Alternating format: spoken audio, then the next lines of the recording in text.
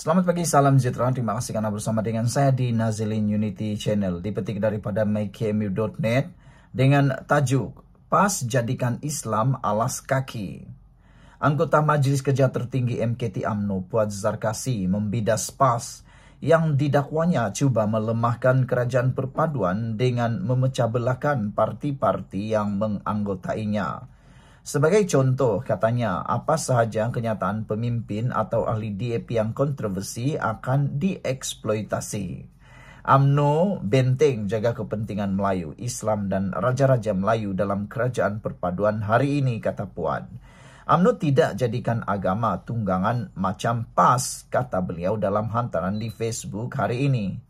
Walaupun tidak menyebut secara langsung, Puan dipercayai merujuk kepada cadangan pengerusi DAP wilayah Persekutuan Tan Kok Wei Ahad lalu supaya pilihan raya Majlis Tempatan diperkenalkan semula dengan Kuala Lumpur sebagai medan ujian pertama. Cadangan itu ditolak golongan konservatif dalam UMNO PAS dan Bersatu yang berhujah pilihan raya kerajaan tempatan akan mengakibatkan ketegangan kaum kerana penguasaan DAP dalam pemilihan tersebut.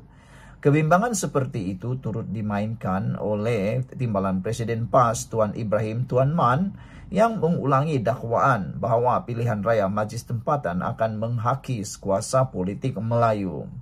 Mengulas lanjut, Puan juga menyelar Ketua Pemuda PAS Afnan Hamimin bahawa UMNO adalah alas kaki DAP dalam isu berkenaan. UMNO tidak akan setuju jika tidak sesuai dengan dasar UMNO. Sebab itu ada hikmahnya UMNO berada dalam kerajaan perpaduan, kata Puan Zarkasi. Tuduhan bahawa UMNO alas kaki DAP adalah percubaan untuk memanaskan hubungan DAP dan UMNO, katanya. Afnan yang juga ahli Parlimen Alor-Setar sebelum ini mendakwa perkara itu selepas mengambil kira beberapa kenyataan pemimpin DAP berhubung persempadanan semula kawasan pilihan raya, bukan Melayu dilantik Perdana Menteri dan cadangan memperkenalkan semula pilihan raya kerajaan tempatan. Mengulas lanjut, Puan juga membidas dakwaan Afnan yang mengatakan DAP sudah naik tocang. Sedangkan katanya PAS sebenarnya yang naik tocang apabila menang banyak kerusi berbanding UMNO dan Bersatu. PAS semakin ganas keluar fatwa politik yang memecah. Selamat pagi, salam sejahtera. Terima kasih karena bersama dengan saya di Nazilin Unity Channel. Saudara-saudara sekalian, ini satu keputusan, ini satu yang menggemparkan daripada SPRM. Akhirnya hari ini SPRM menyita Menara Ilham. Wah, ini cerita panas yang Anda harus dengar dari awal sampai akhir dan pasti melibatkan orang yang kaya di Malaysia. Suruhanjaya Pencegahan Rasuah Malaysia SPRM menyita Menara Ilham, sebuah bangunan komersial bernilai tinggi yang terletak di ibu negara menurut laporan media. Bangunan pencakar langit itu dimiliki bekas Menteri Keuangan Daim Zainuddin dan yang juga teman rapat bekas Perdana Menteri Dr. Mahathir Mohamad. Channel News Asia CNN memetik sumber yang rapat dengan Daim sebagai berkata, tindakan menyita itu dilakukan hari ini. Sumber berkata tindakan itu dibuat selepas tokoh korporat itu enggan mematuhi arahan SPRM untuk mengisytiharkan pegangan keuangan miliknya dan keluarganya. Menurut CNN, tindakan itu sebahagian daripada siasatan anti pengubahan wang haram yang bermula pada Mei lalu berkaitan transaksi korporat bernilai 2.3 bilion pada November 1997. Urus niaga itu melibatkan Renong Berhad dan United Engineers Malaysia Berhad UEM. Bagaimanapun, CNN melaporkan Daim enggan mengulas mengenai perkara itu. Rakan rapat Daim juga dilaporkan berkata, hartawan itu menerima arahan daripada SPRM pada penghujung Mei untuk mengisytiharkan pegangan keuangannya dan aset ahli keluarganya. Namun, Daim menolak permintaan tersebut dan sebaliknya menegaskan semasa disoal oleh SPRM bahawa dia tidak ada kena-mengena dengan perjanjian Renong UEM. Daim menegaskan perjanjian korporat yang menyaksikan UEM memperoleh 33% kepentingan dalam Renong adalah semata-mata transaksi korporat antara syarikat yang ditadbir oleh pengurusan, lembaga pengarah dan pemegang saham masing-masing. Daim, 81 tahun, juga dipercayai meminta lanjutan tempoh untuk memberikan butiran mengenai pegangan keuangannya. Dia juga meminta SPRM mendedahkan sebab di sebalik petisyen pengisytiharan harta berkenan, termasuk dakwaan dia disiasat kerana melakukan kesalahan. Bagaimanapun, pada awal Disember, sumber dilaporkan berkata Daim dimaklumkan oleh SPRM bahawa tiada lagi lanjutan masa akan diberikan. Berikutan siasatan pada Mei itu, SPRM memaklumkan Suruhanjaya itu sedang menyiasat dokumen penyelewengan dana awam bernilai lebih RM2.3 bilion. Pada Jun lalu, agensi anti rasuah itu memaklumkan telah membekukan lebih 39 juta ringgit dalam akaun bank, termasuk milik bekas Menteri Kanan yang tidak didedahkan, 2 ahli perniagaan bergelar Tan Sri dan ahli keluarga mereka. Daim pernah berkhidmat sebagai Menteri Keuangan sebanyak 2 kali. Semasa kali pertama Mahathir memegang jawatan sebagai Perdana Menteri pada 1981 hingga 2003. Dia juga pernah berkhidmat sebagai pengerusi Majlis Penasihat Kerajaan ketika Mahathir menjadi Perdana Menteri sekali lagi pada tahun 2018. Prejudis dalam ruangan komen Malaysia kini memberikan komen, diam-diam ubi berisi. McGregor pula kata, Perdana Menteri keempat Mahathir ada Daim bersama Barisan Nasional. Perdana Menteri ketujuh Mahathir ada Daim lagi masa Pakatan Harapan pula. Ha. Betul-betul baru faham erti karma. Come on, Perdana Menteri yang ke-10, kasih ajar mereka kau-kau, kata McGravy 5. Malhusi kata, mari kita lihat siapa yang kena. Dulu-dulu semuanya hanya ikan bilis yang kena. Kali ini memang betul ikan jerung raksasa yang kena. Baru siasat je, belum lagi didakwa. Mari kita lihat dan ulang kembali Megah Holding punya cerita. Cantik dan menarik, kata Malhusi. Terima kasih katanya. Sekian dulu untuk kali ini. Jangan lupa tinggalkan komen Anda tentang isu kali ini. Tekan butang subscribe. Kita jumpa lagi. Bye-bye. Selamat pagi, salam sejahtera. Terima kasih karena bersama dengan saya di Nazilin Unity Channel.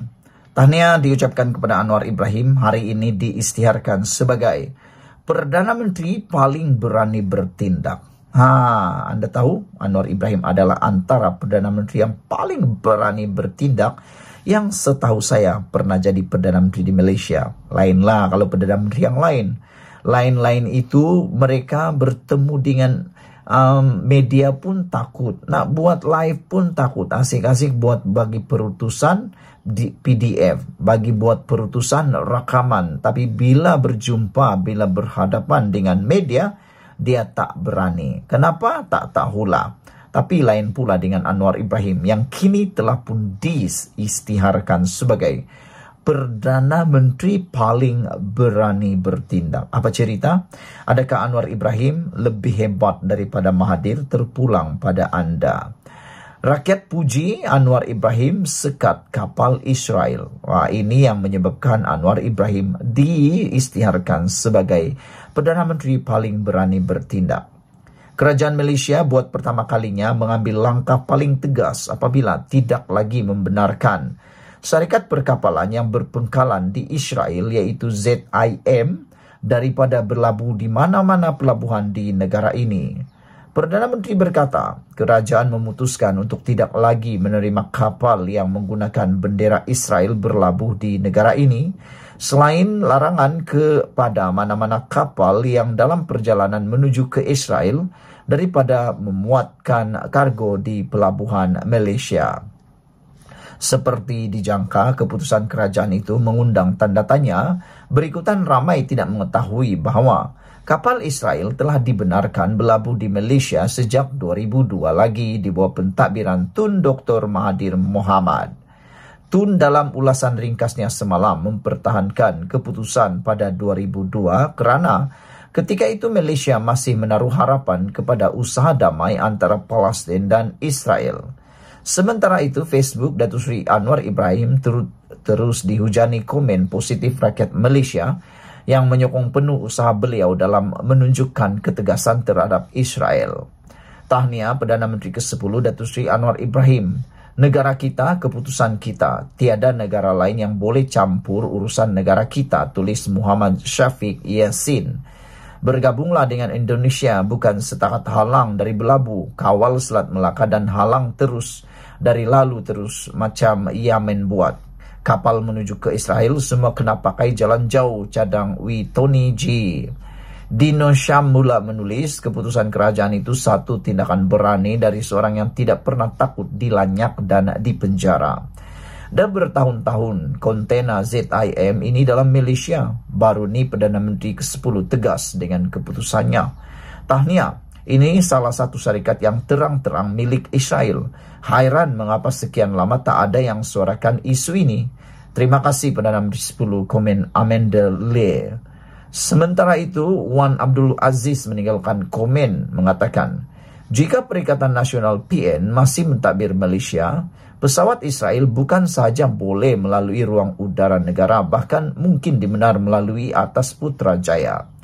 Terbaik Perdana Menteri, bayangkan kalau Perikatan Nasional tebuk atap, pesawat Israel bukan saya dapat masuk ruang udara negara kita, bahkan siap boleh lalu atas Putrajaya lagi, tulisnya. Untuk rekod, pada Mei 2021, Malaysia yang ketika itu ditakbir Perikatan Nasional membenarkan pesawat dengan nombor pendaftaran milik syarikat Israel melalui ruang udara negara. Sedangkan Malaysia tidak mempunyai hubungan diplomasi dengan Israel.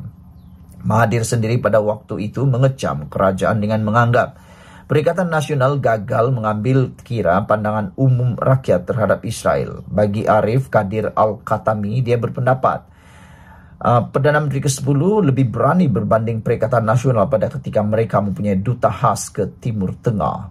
Berani, kata beliau. Zaman PN PAS dulu kita ada duta khas Timur Tengah. Kapal Yahudi masih boleh mendarat dengan gembira. Sekarang zaman Perdana Menteri ke-10, kapal Israel dihalang, komennya. Sekian dulu untuk kali ini. Jangan lupa tinggalkan komen anda, tekan butang subscribe. Kita jumpa lagi. Bye-bye.